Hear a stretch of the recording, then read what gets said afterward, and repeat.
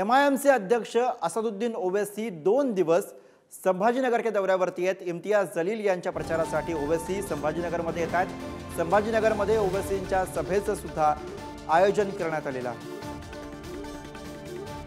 तर इम्तियाज जलील यांच्यासाठी ओवैसींची संभाजीनगरमध्ये एंट्री, संभाजीनगरमध्ये ओवैसींच्या सभांचं सुद्धा आयोजन करण्यात आलेलं आहे। इम्तियाज जलील हे संभाजीनगरचे विद्यमान खासदार आहेत आणि त्यांच्यासाठी आता असदुद्दीन ओवैसी हे निवडणुकीच्या मैदानामध्ये उतरलेले आहेत।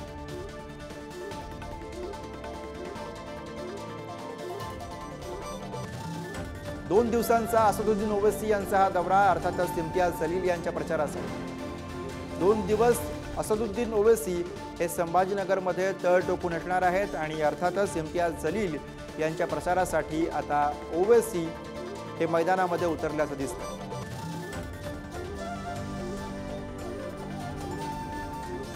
2019 निवडणुकीमध्ये इम्तियाज जलील हे संभाजीनगरमधून खासदार झाले होते आणि आता पुन्हा एकदा ते निवडणुकीच्या रिंगणामध्ये आहेत।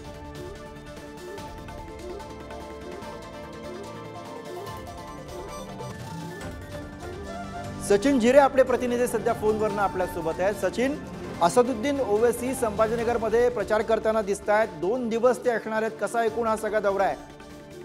नक्कीच यावेळेस आपण पाहिलं तर की असदुद्दीन ओवैसी यांना स्वतः छत्रपती संभाजीनगरच्या गल्लीबोळामध्ये पदयात्रा काढून फिरावं लागतंय। मात्र एवढी ही आता रंजक ही निवडणूक होणार आहे, कारण की मागच्या वेळेस अनपेक्षितपणे कमी फरकाने चंद्रकांत खैरे यांचा पराभव करून इम्तियाज जलील हे विजयी झाले होते। त्यानंतर पुन्हा ती लोकसभेची निवडणूक आलेली आहे आणि ही सीट पुन्हा आपल्याकडे राखण्यासाठी ओवैसी मैदानात उतरलेले आहे। छत्रपती संभाजीनगरमध्ये आज आणि उद्या पुढील 2 दिवस हे शहरामध्ये पदयात्रा काढणार आहे विविध ठिकाणी। आज आपण त्यांनी नारेगाव आणि मिसारवाडी या मुस्लिम बहुल भागांमध्ये पदयात्रा काढलेली आहे। सकाळपासून ओवैसी या ठिकाणी फिरत आहेत आणि आज दुपारपर्यंत ते फिरणार, त्या दुपारनंतर राखीव वेळ आहे, मग त्यानंतर पुन्हा ते संध्याकाळी फिरणार आहे। अशाच पद्धतीने ते दिवसभर आता छत्रपती संभाजीनगरच्या गल्लीबोळामध्ये असदुद्दीन ओवैसी यांचा दौरा, सगळे अपडेट्स तुमच्याकडनं वेळोवेळी घेत राहू सचिन। तुर्तास धन्यवाद या सगळ्या माहितीसाठी।